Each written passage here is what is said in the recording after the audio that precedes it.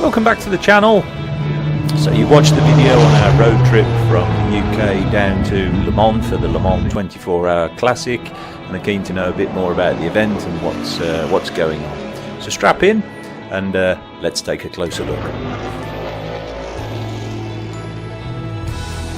Classic Le Mans is held every 2 years, and it's held over exactly the same circuit as the 24 Hours of Le Mans race, which is typically held around 2 or 3 weeks previous. The circuit itself is 13.65 kilometres long, with the public mostly kept to the area between the Porsche curves, going through the main start straight, down through the S's, all the way to the start of the Mulsanne straight. For safety reasons, most of the rest of the course is not available to the public. Undoubtedly then, one of the highlights of any visit to the Le Mans Classic is the ability to walk around the pits and have a look at all of the cars as they prepare for their relative races. You do pay extra for a paddock access ticket. It's around 100-120 euros, but certainly well worth the investment. The race itself consists of a series of 6 different race series to mark the different decades of cars that have competed at Le Mans. So only cars prior to 1979 are allowed to join the race and compete in the 6 categories of 1923 to 1939. These are typically the pre-war cars. 1949 to 1956, 1957 to 1961, 1962 to 65, 66 to 71, and 1972 to 1979. Each of the 6 series then has its own paddock, and one of the highlights of the day is for sure walking around each of the paddocks and looking at all those cars that are going to be competing in each of the series.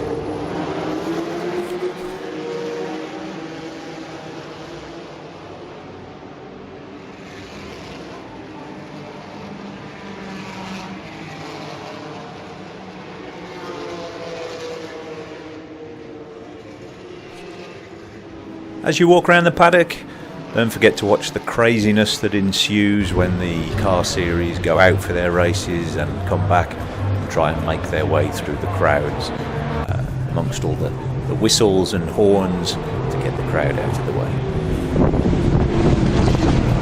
As we move away from the paddock, we enter a wide commercial area where there's lots of displays, stalls and stands selling anything from food to motorsport, memorabilia, and of course as much 24-hour Le Mans merchandise as you'd care to purchase.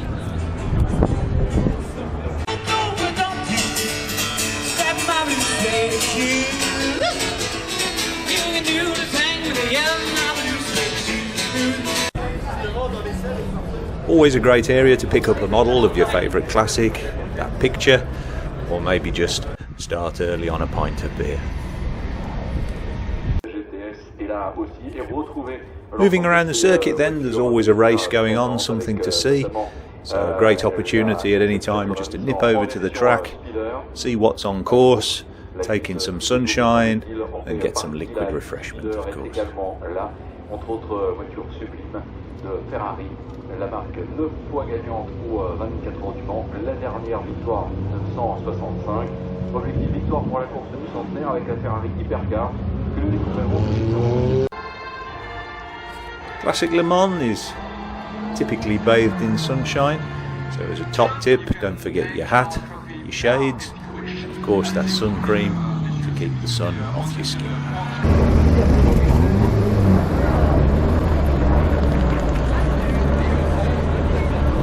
Beyond the stands and displays then, we move into the outfield, and for me this is the absolute highlight of Classic Le Mans.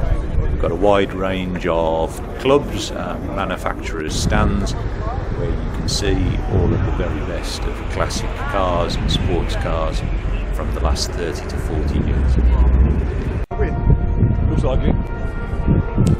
As you might imagine, the size of some of the stalls and displays really depends on the popularity of the model, so some particularly dominant marques were the Porsche stand with a wide variety of 928s, 924s, 911s particularly. The Lotus stand with a fair number of Lotus Elise on display, and also a good selection of Ferraris on the Ferrari stand.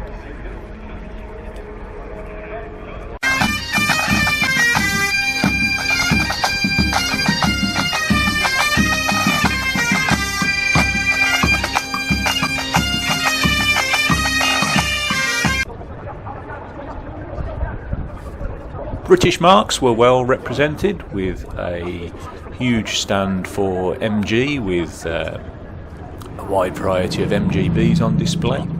At the end of the walkway was the Morgan stand, showing a good collection of Morgans. We also had the French Morgan Club as well, displaying their left-hand drive versions. And also there was a good selection of TVRs in all the wild colour varieties that they tend to come in.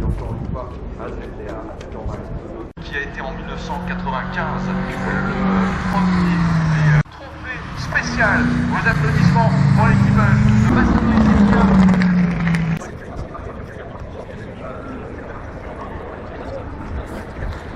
Other brands well represented included Austin Healey, Jaguar, BMW, Aston Martin, Triumph. Yes.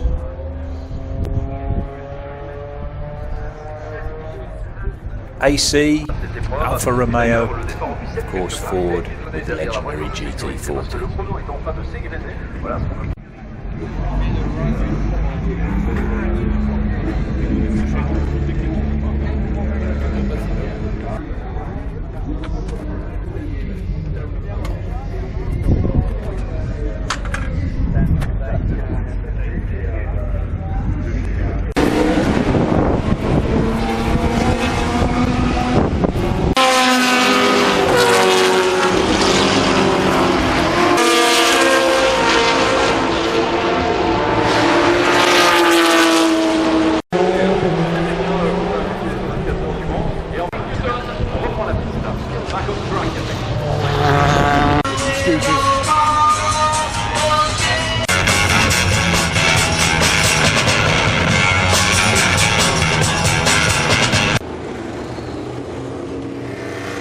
So after a long day of walking around, that grandstand ticket really comes into its own. A chance to sit down, put the feet up, take in some liquid refreshment and use the canopy to keep out of the sunshine. Great way to while away a few hours.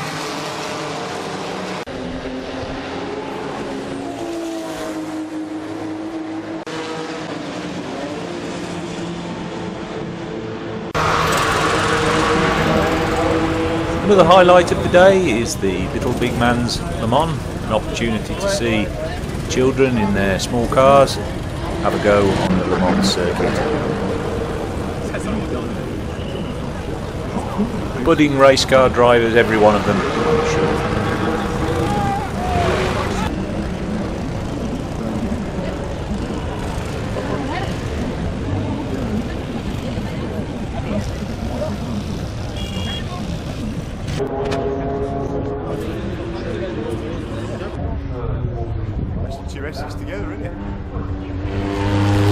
So fantastic day on the circuit today. Great to see all the clubs, all the motorsport clubs out showing all their cars. Now we move into the night session, seeing what the cars can do. Now it's got a bit dark.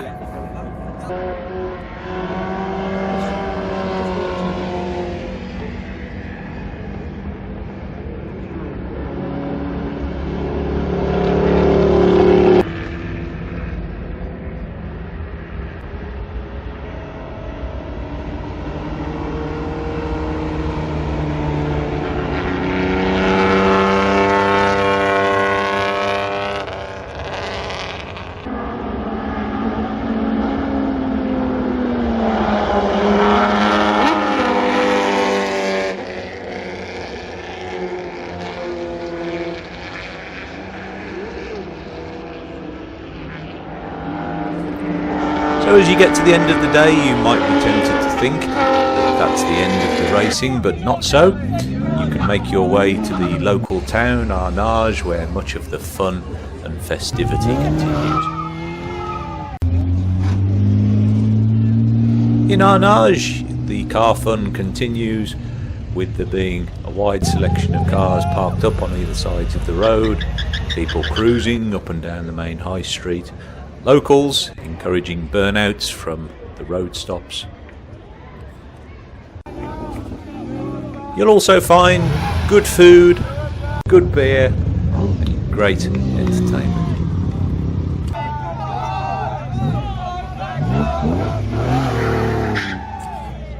So as we come to the end of our video, I hope you've enjoyed seeing what Classic Le Mans is all about. Hopefully it's encouraged you to take the trip over there as well. Once again then, thanks for watching, thanks for subscribing, and we'll see you on the next video.